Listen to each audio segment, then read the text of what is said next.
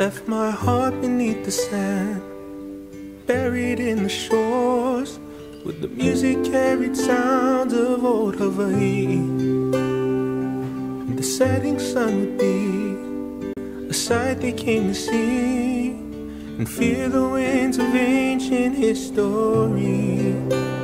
She might stand no more, but I know for sure she might stand no more, but I know she will rise, she will rise, she will rise again, she will rise, like the sun is sure to shine, like the ocean's changing tide.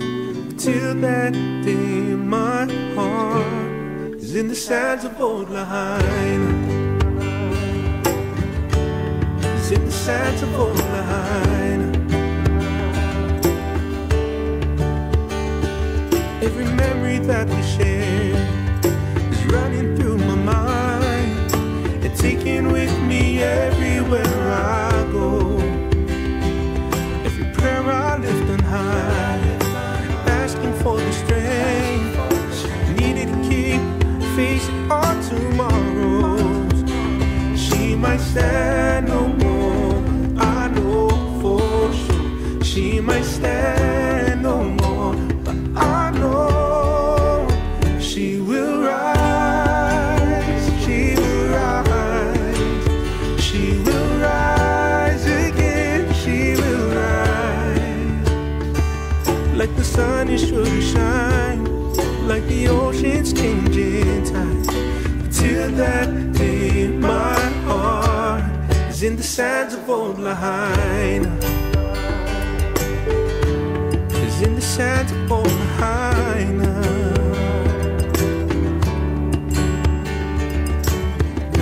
Every tear I shed is one last cry until the time we meet again.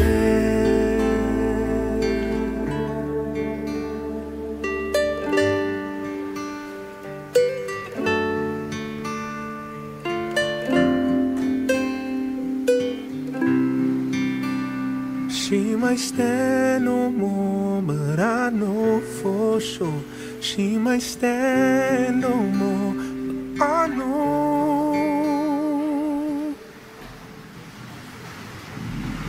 she will rise, she will rise, she will rise again, she will rise, she will rise, she will rise, she will rise again, she will rise, she will rise, she will rise, she will rise again, she will rise, she will rise, she will rise, she will rise again, she will rise, from the sands of old Lahaina,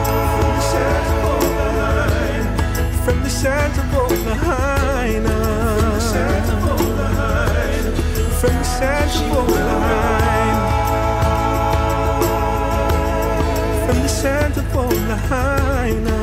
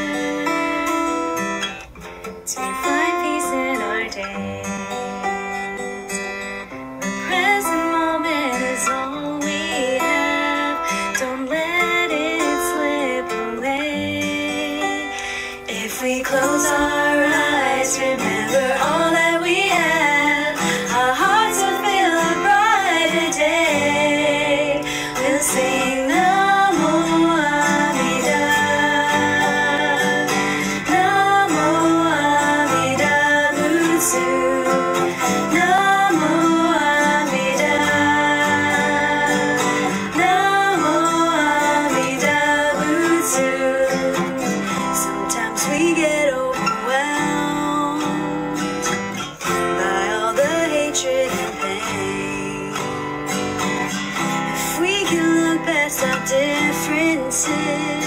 There's so much we can gain if we open our eyes to see the beauty inside. Our hearts will feel a brighter day. We'll sing Namo Amida, Namo Amida Butsu, Namo Amida, Namo Amida Butsu. Let's join our hands together in gratitude we treasure the golden chain of love. Our hearts gathered in one place, our differences will embrace. We will be as one. Namo Amida, Namo Amida Butsu, Namo Amida, Namo Amida Butsu, Namo Amida, Namo Amida Butsu, Namo Amida, Namo Amida Butsu.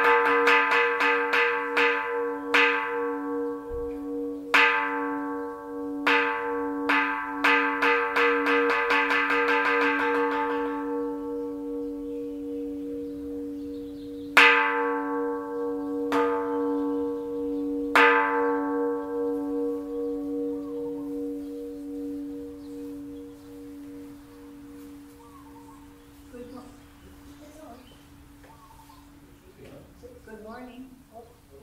Good morning. Hello. It worked this morning. It worked like 5 minutes ago, too.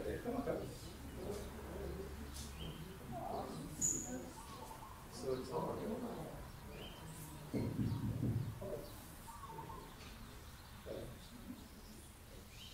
Good morning.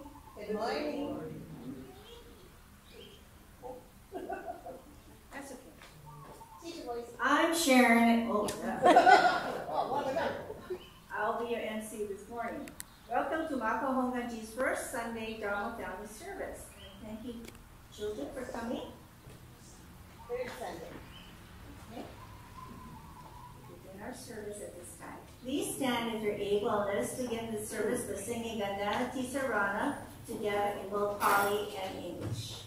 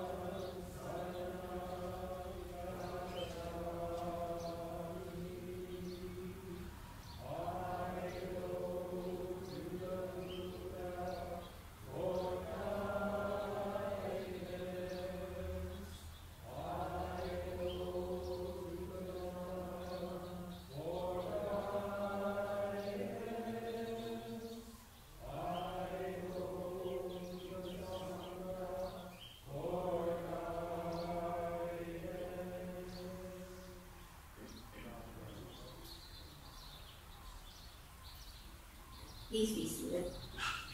We'll now sing the Gatha Dasha with a meter, which will be shown on the screen. And this will be followed by quiet meditation.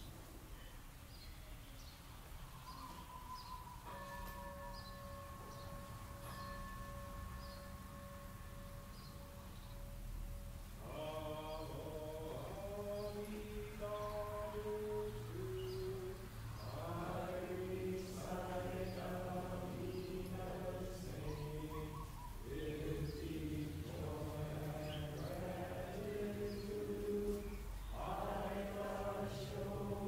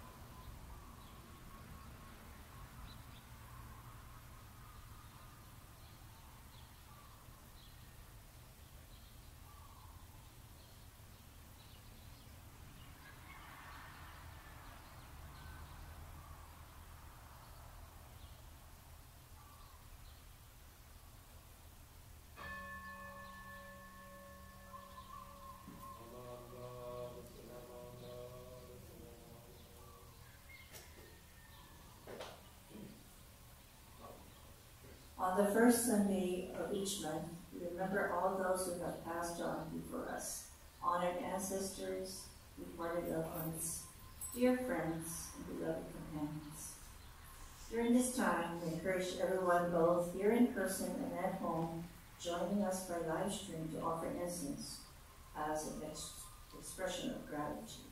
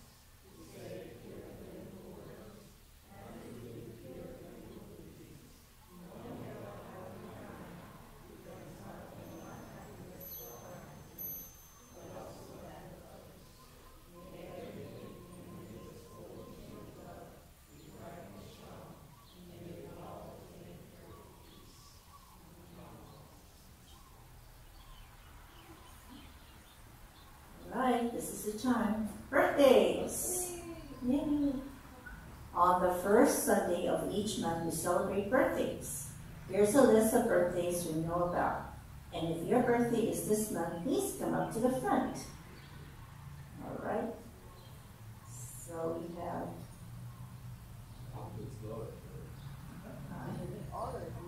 all those names. Lois Nishikawa. Okay. Shall I read all the names? Okay, read it out. Okay, Maureen Fitch, Sharon Iwasaki, Lois Nishikawa. We won't ask you your age. Jan Yoshizu, Kisa Iridomo, Kelvin Iguchi. Yay. All right, come on down. Kiara Fleetman, Leon Matsui, Nalani Archibeki, Lance Wajitani, Jackie Hashimoto, Burton Onikama, Aaron Starr, Roger Zishizu. Can have some substitute. Yeah. Jessica Thomas. Can have grandma.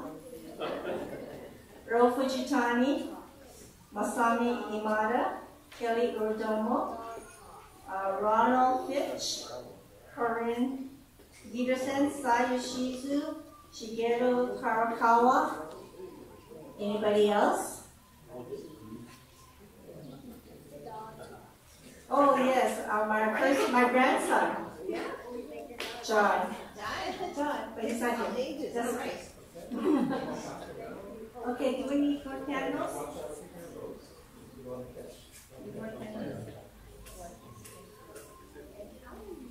You wonder why I'm coming up. The first person on that list, Maureen, and her husband, I guess, have the same birthday. They're my classmates from high school. And they're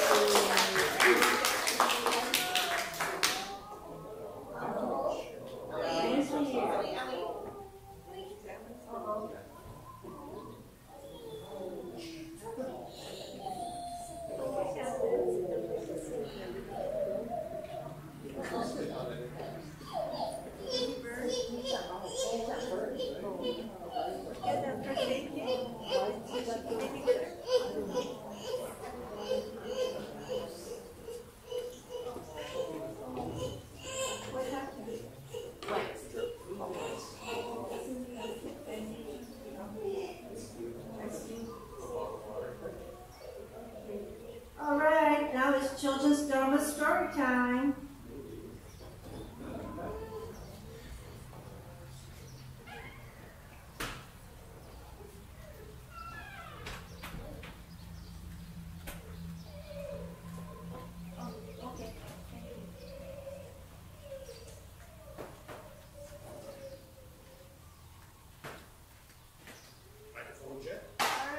Carlos, there's a first aid kit here.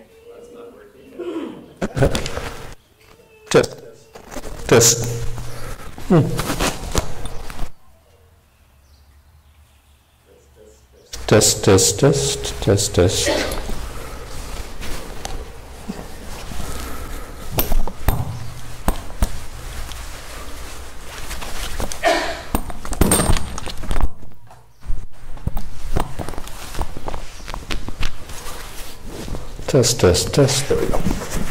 And Nobu is where? You can hear okay? Okay.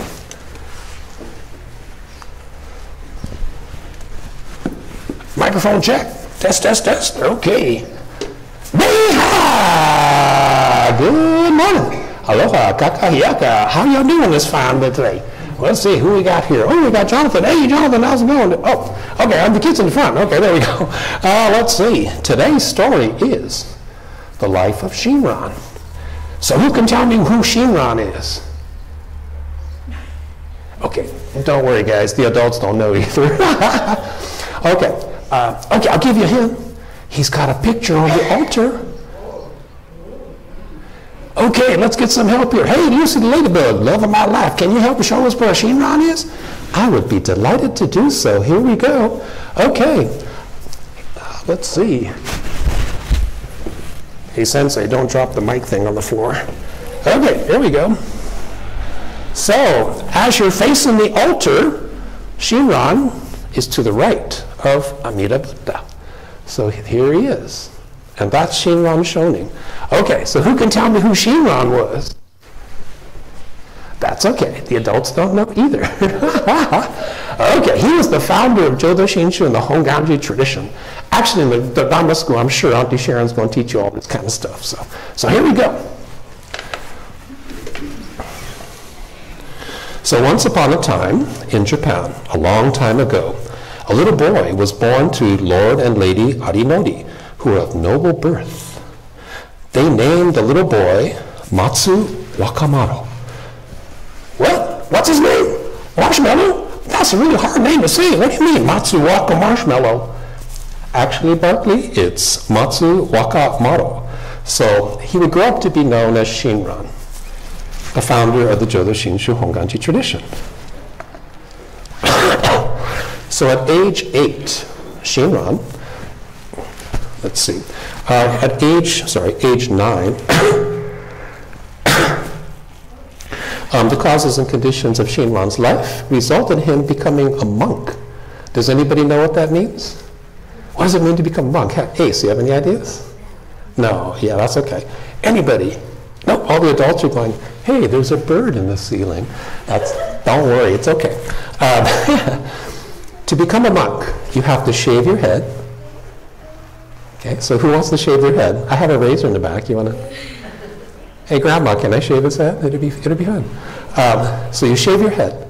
You have to give up all of your nice clothes. You have to give up all of your toys. You have to run away from home. You leave everything behind.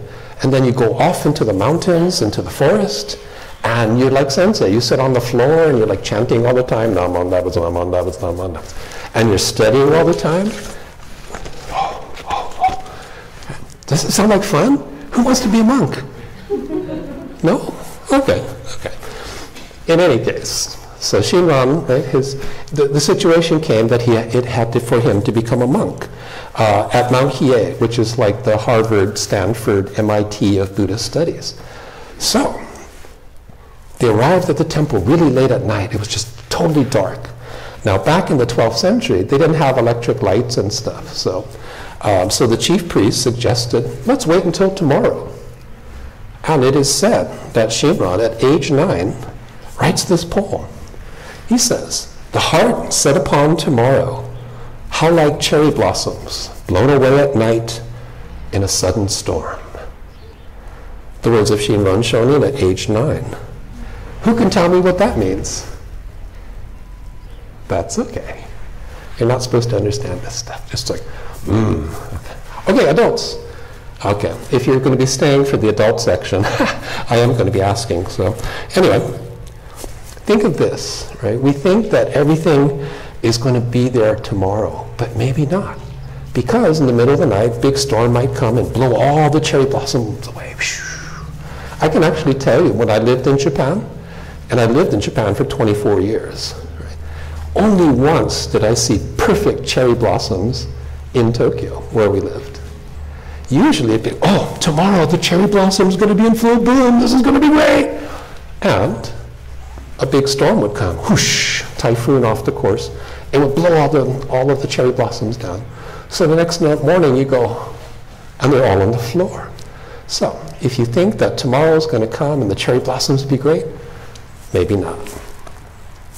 So for 20 years, Shinran studies and works and practices as a priest. So we're going to be doing this one of these days where you guys will help me do the services and stuff.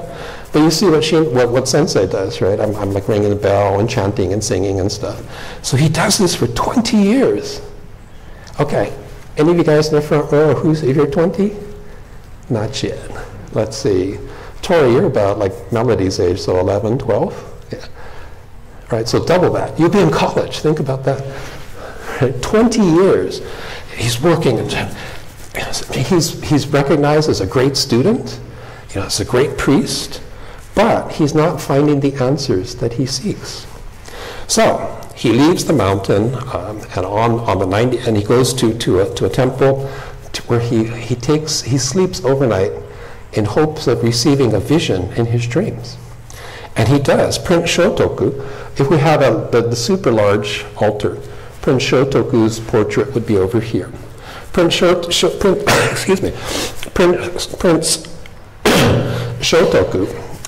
is the person responsible for bringing Buddhism into Japan. So Shinran really liked him. And in his vision, Prince Shotoku tells Shinran, go visit Honen, the teacher Honen, who's the founder of Pure Land Buddhism, the path of Nembutsu. So he does this, and he immediately decides to leave Mount Hiei. So 20 years, he's been working and practicing and studying for 20 years. He decides to give this up and leaves and becomes a disciple of Honen. And Honen basically teaches, just say Namo Amida Butsu, you'll be born into the pure land of Amida, you become Buddha, it's going to be great. There's nothing else involved, just say Namo Amida Butsu. So at last, Shinran's found what he was searching for. You don't have to shave your head, you don't have to study and work every day. You just have to say Namo Amida Butsu. So just for regular people. So I think all of you are going to grow up to be very special.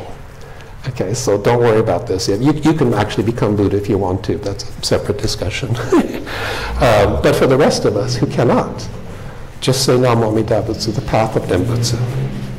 So there's lots of stories. Did you know that Jodo Shinshu, the Honganji, became so popular, all the other Buddhist temples were like, and so they arranged for the Pure Land teaching to be banned. Okay? And Shinran, his great teacher Honen, many other disciples of Honen, they get exiled, which means you're forced to go someplace way out in the boonies, way out in the middle of nowhere. So he ends up in Echigo. Remember, he was born into a prince family, an aristocrat family. He doesn't know how to farm. He doesn't know how to make food. He doesn't know how to fish or hunt or do anything to get food. But the people of Echigo are very kind, and they help him to learn to live as a peasant, working together, and you grow food for everyone to share. So Shinran is very, very grateful, and he shares the Nembutsu teaching with everyone he encounters, regardless of whether they're rich or poor or smart or not smart or have lots of education or no education, have lots of money or no money. He doesn't care. And he's lost his license as a priest. He's not licensed as a priest anymore. He doesn't have a temple. He doesn't have a beautiful altar. He just has very simple robes and Namo Amida Butsu. So before Shinran, only the rich and powerful could afford to pay a priest to do rituals and stuff for them. But when Shinran comes, he says, oh, just say Namo Amida Butsu, and Amida's compassion will embrace you. You will be born into the Pure Land, become a Buddha. So did you know Shinran was the first priest to openly marry and have children in the 13th century? Monks and monasteries were not supposed to marry at this time. And his wife, Lady Eshini, was the first noblewoman, first aristocrat, to marry a priest. So one day, sounds like Sensei, Shinran is sick with a fever, and he decides to chant the 3 Pure Land Sutras. If you ever wondered what these things are, these are actually sutras written down. I'll show you. They're really actually pretty old, so you don't want to play with these things too much.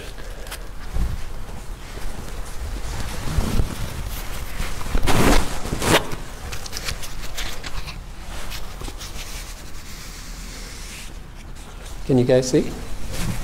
Okay. The sutras are written on here. So he decides to do all 3, which are these scrolls here. It would take an hour and a half. Right? And he was hoping that by doing that, his illness would be fixed. And then he realizes, wait a minute, that's the old way I used to think. I chant the sutras and then I get merit, I get better, I get what I want. Sorry, I have to put that in later. So he says, that's right. All I have to say is Namo Amida Butsu. I don't need to chant it. And that's when he realized he's still stuck on his ego. So here's a good one. During this time, right, there's a bandit. You know what a bandit is? It's like a bad guy with a sword and stuff. So Benda, who's very famous for being fierce and scary, Shinran is so famous, he gets jealous and angry. He says, I'm going to kill Shinran. And he keeps following around, but he can never catch up to him. And then finally, one day, they actually encounter.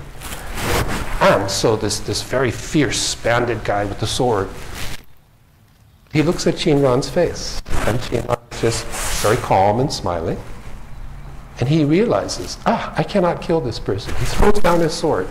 And then becomes one of Shinran's best disciples. So in his 50s, Shinran starts writing the Kyogyo Shinsho, which is this really big book I'll show you later, that defines, he was trying to teach everyone the true essence. So the Shoshinge, which we don't sing very often, actually explains the whole thing. So for the adult talk, we'll talk a little bit more about this. And then Shinran continues to travel widely to share the teachings. How old do you think people lived in the 15th century? He actually lived until 90.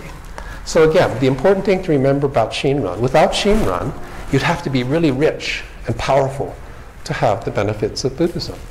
But because of Shinran, everybody has a chance to become Buddha. And that's why we have today the memorial service of Shinran. We also celebrate his birthday. So over the next 8 centuries, so Jodo Shinshu becomes the largest Buddhist denomination in Japan, becomes the largest Buddhist denomination overseas, including Hawaii. And he passes away at age 90. So today's service is just marking for us to say thank you, Shinran. Thank you, Shinran. So we'll do that. We'll just call it there. But if without Shinran, so this person on the right here, Without Shinran, this temple wouldn't be here, that bench wouldn't be here, you wouldn't be here. So that's why we say, thank you, thank you, thank you. And we see this as being part of Amida Buddha. So we say, Namo Amida Butsu. Okay, very good. Okay, kids, what'd you think? Oh, we got one thumbs up. That's pretty good. Okay. Hey, Sensei wasn't complete. That's okay there. Say, Ace, how's your hand feeling? Is it okay? Is it better? Yeah, you had an owie. That and all those burns. Yeah, Sensei hates it. Oh, Sensei, you should hear Sensei. He's like, yeah, it hurts, it hurts. Ask Auntie Mimi. Auntie Mimi will tell you that Sensei is a real wimp. Okay, but anyway. So anyway, kids, thanks so much for listening today. Next time I have a real story for you. But because it was Shinran's memorial service, I want to explain that story. So that will be it. So hey, Lucy, what do you say we go check out the social hall and see what kind of refreshments we got? Well, I don't know. I think the children are going to have Dharma school. Well, let's go join them for that. That'll be even more fun than the adult talk.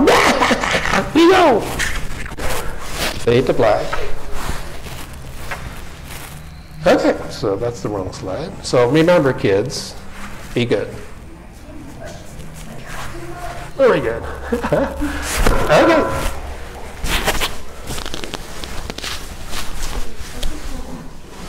There we go. It's Dharma school time. Yes. Do you need MC for the rest of the program, or are you going to do it? Either way. It's up to you. You do it. Yeah. Practice your voice. You want to do Barkley? You want to do Lucy?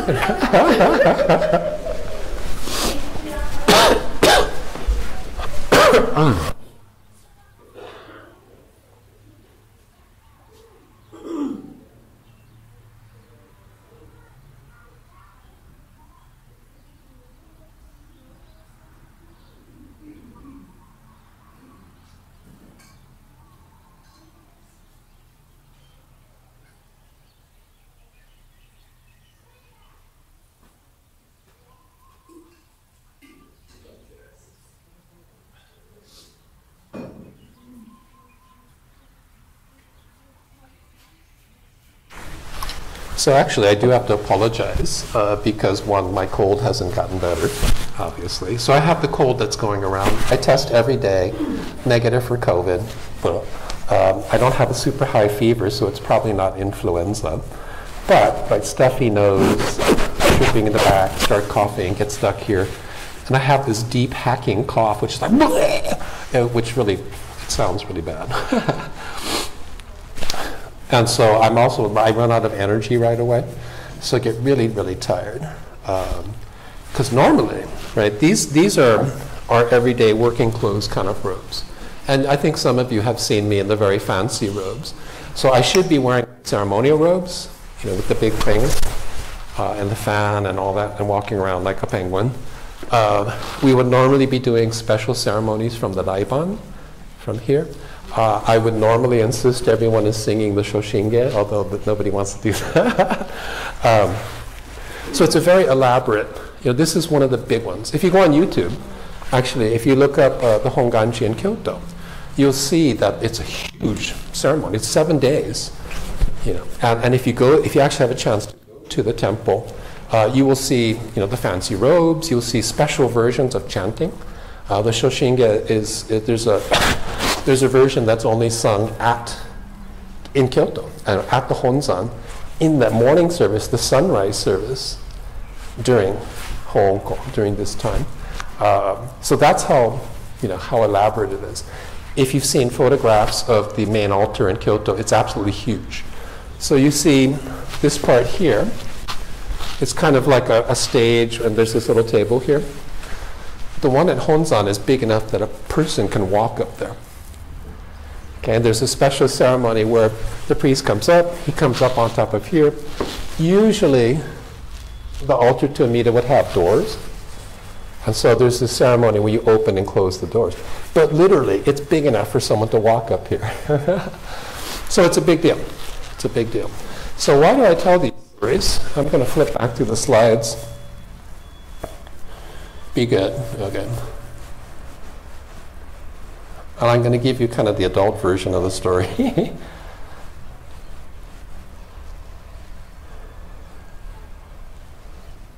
Okay. So it is true. I mean, we know, or the story goes, that yes, he was born into an aristocratic family.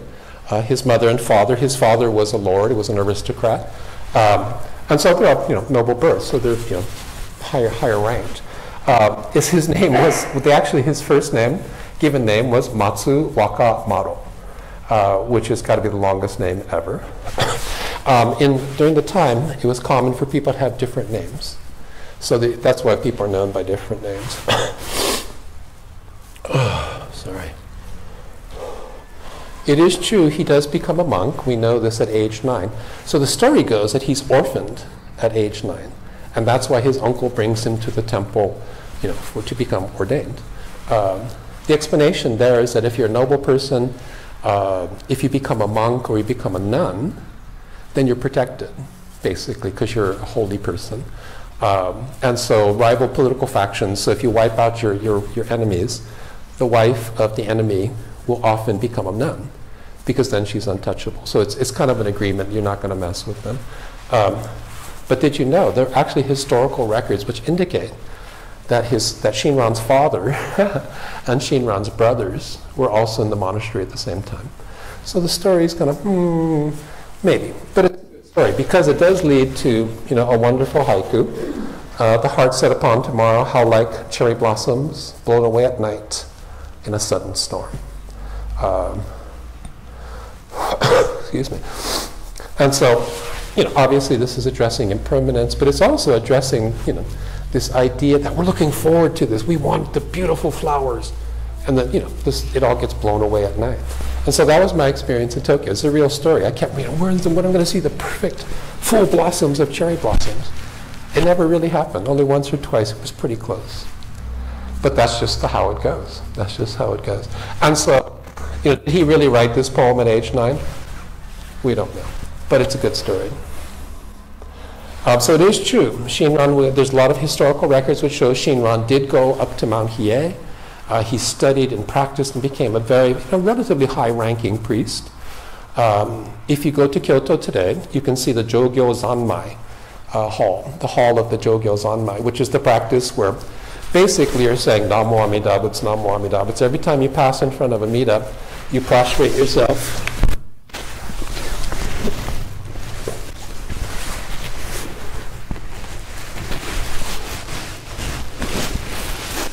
And then you keep walking, and then there's statues in every corner. So you're doing this for 24 hours. Okay, so this is the hall of continuous chanting. Now, if you're really rich, right, say, oh, I need good luck, here's $50,000, you hire priests to do this for you. So if you're wealthy, you can, this is why you get big pagodas. Building pagodas, you build virtue. By having chanting, doing these rituals, you build virtue. But if you're rich, you can pay for someone to do it. And so Shinran, seeing this, part of the explanation, why did he leave? One hypothesis says he saw the corruption, in the temples, these big, huge temples. If you ever go to Kyoto, the Mount Hiei, the complex is amazing. And it's thought that he saw, essentially the priests taking bribes, and doing all kinds of naughty things. So the part of it was that he was disgusted with what he saw, but also that he was not able to find what he was searching for. He was searching for a certain spiritual understanding. So remember, it's said that he lost his mother early. He certainly lived as a monk, so he wasn't raised by his mother. Where's the parallel there? The story of Prince Siddhartha. Right? Queen Maya dies after he's born. So Siddhartha grows up without a mom. Shinran grows up without a mom. And it is true, he's recognized as an excellent scholar and priest. But again, he hasn't found the answers he's looking for. So at age 29, after 20 years of practice as a monk, says this is not working. He decides to go on a pilgrimage to the Rokkakudo, the six-sided pagoda in Kyoto. It exists today. And at the time, actually Bishop Umezu explained this yesterday, at the time, it was common to go sleep overnight in the temple in hopes of receiving a vision, which he does. And there's lots of interesting stories about this vision. Basically, he says the answers you're seeking for, you're looking for, you will find, go talk to Honen. But another version of the story says that the vision of the Kuan Yin, Kannon, the Bodhisattva of compassion, appears and says all kinds of interesting things like, well, if you really need me to appear in the form of a woman, I will. Okay, so in other words, if your desires are strong enough, I will change to this. So remember that it becomes important. So he does meet Honen and is instantly attracted to Honen, becomes a disciple on the spot, studies the doctrine. Right? But it's really simple. Just say Namo Amitabha. I could go into the doctrinal explanation, but it's a little long. So,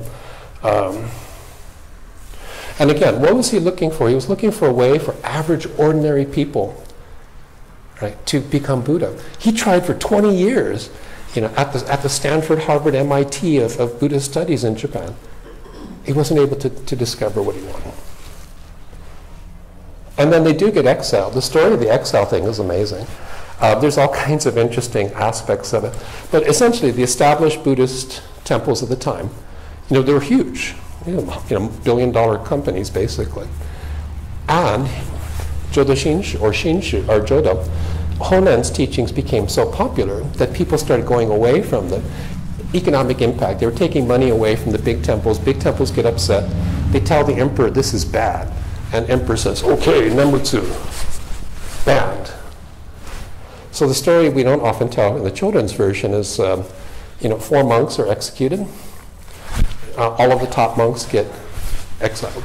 Shinran gets exiled to Echigo, which is a remote place, but it's also where Lady Eshin, right, where Lady Eshin has property. Her family is a big aristocratic family, landholding family. But it is true, Shinran has no idea how to farm, how to fish, how to feed himself. And so the story goes that everybody taught him how to do it. In return, he just shared the teachings. Remember, he's lost his license. He's not officially a priest. He only has basically these kinds of robes. He doesn't have a temple with a fancy altar. He doesn't have people giving him lots and lots of money to do rituals. He's poor. He's poor. And that's why, actually, when I thought about it, I should just come in my everyday robes, with just regular clothes on underneath, to demonstrate that point that actually the fancy stuff is not what Shinran wanted. And I think that's always the funny part. He had no desire to create Jodo Shinshu Hongan Jiha, the largest Japanese Buddhist denomination.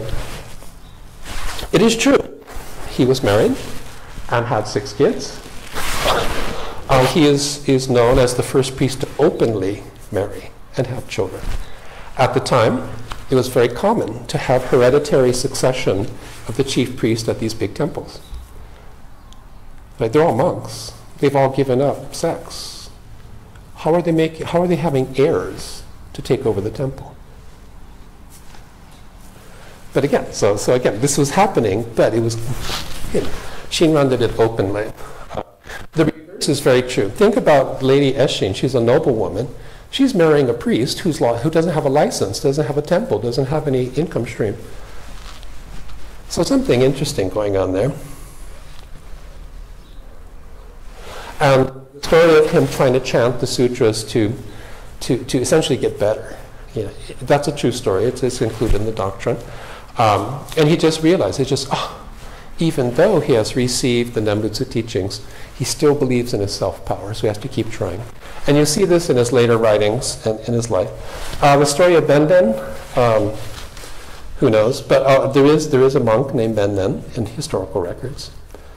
And it is very true that in his 50s, when most people in the 15th century would be dying, he starts writing the collected works of Shinran, essentially, the Kyogyo Shinsho, which the easiest way to understand is a doctrinal defense of Honen's teachings. So the accusations of heresy from the other Buddhist temples, he counter arguments, all of those.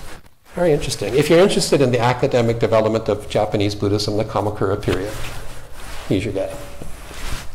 But nobody wants that. So he does travel widely. He's known to have traveled to the Kanto area. So from Echigo to the Kanto area, northern Kanto, coming back this way. And along the way, because of his personality, because of his teaching style, and the simplicity of the teachings, Jodo Shinshu again, or Shinshu, becomes the biggest faction, denomination. So he does pass away at age 90, which is remarkably old for the 15th century. And so for a lot of people, this was a big loss, and so it's very sad. And this is why today, we have these big services. So the point I'm trying to make is that, Shinran, he'd be very surprised to see there's this elaborate temple set up. If I was wearing my ceremonial robes in a place like Hawaii, he's going, how did this happen? I usually conclude this remark by saying, there's a very famous quote where he says, when I'm dead, throw my body in the river, let the fish eat it. And it's documented that he actually said this. But what happens? His daughter and his wife, right, they ignore his wishes and make a mausoleum, which becomes the temple. The granddaughter basically builds it into what is now the Honganji, which over time becomes the largest institution in Japan. So Shinran would be really surprised. But he'd probably agree with the fact that I'm wearing jeans and my normal robes here. So basically, when I was, just to make a comment, when I was a kid going to services every Sunday, every Sunday in Los Angeles, I could never understand what's this cult of Shinran. Why do we Shinran? When in fact we say Namo Amida Butsu. And it wasn't until I got to the seminary then studied in depth. You realize he's a rebel, he was an innovator. His thinking breaks through a lot of things. And he was all about equality. He wanted to get the teachings to everybody, not just the people who could afford it. So there you go. And that's why we have the memorial service for Shinran. And remember, adults, be good, but not too much. Okay, you can all go to Dharma school.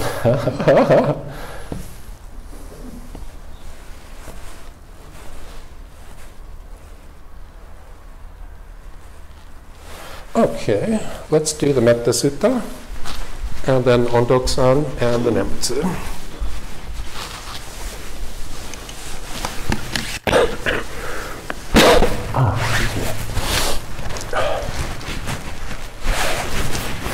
May all beings be happy and well. May no harm or difficulties come to them. May they live in peace and harmony.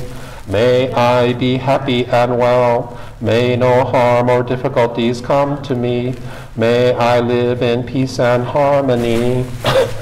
May my family be happy and well. May no harm or difficulties come to them. May they live in peace and harmony.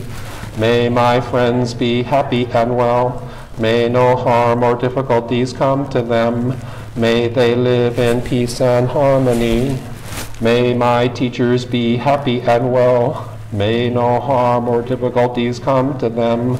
May they live in peace and harmony. May strangers be happy and well. May no harm or difficulties come to them. May they live in peace and harmony. May my enemies be happy and well. May harm or difficulties come to them. May they live in peace and harmony. May all beings be happy and well. May no harm or difficulties come to them. May they live in peace and harmony. Namo Amida Butsu. Namo Amida Butsu.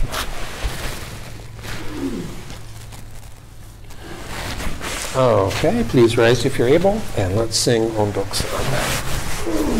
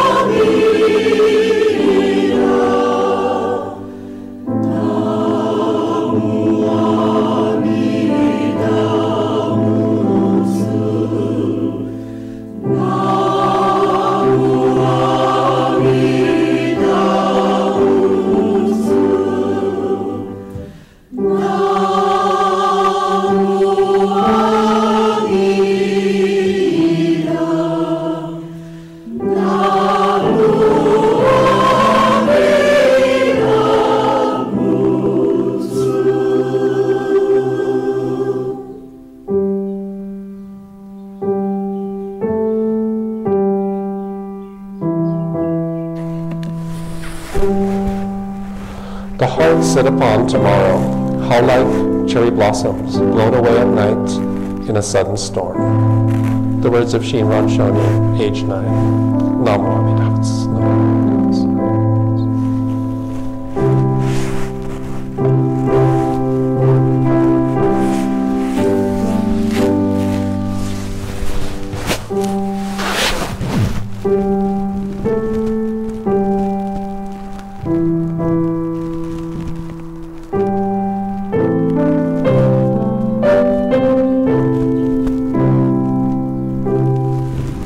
Namo Amida Butsu.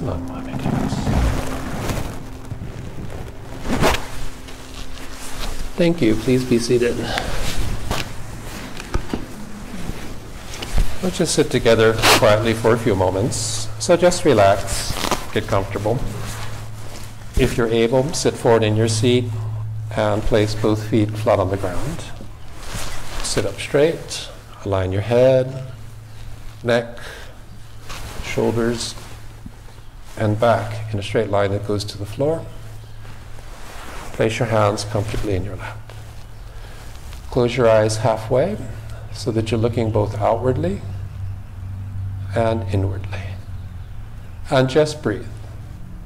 Breathe in and breathe out. Breathe in and breathe out. As you breathe in, think of something for which you are grateful. And as you breathe out, just say mahalo. Thank you, thank you, thank you. Just breathe. The sound of the gong will signal the end of our quiet meditation.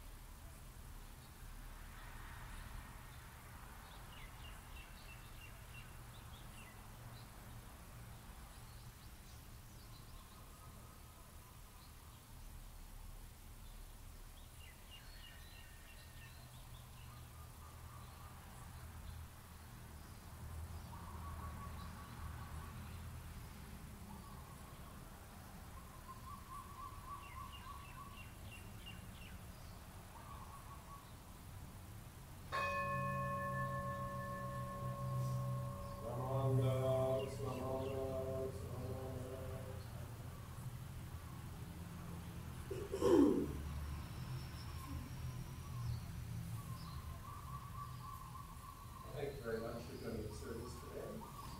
May your day be filled with aloha. Announcements, I think, was it next week? Anyway,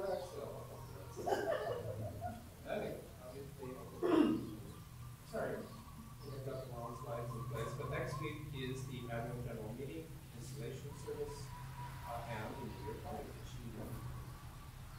I think is starting at 9. The service will be here at 9 o'clock.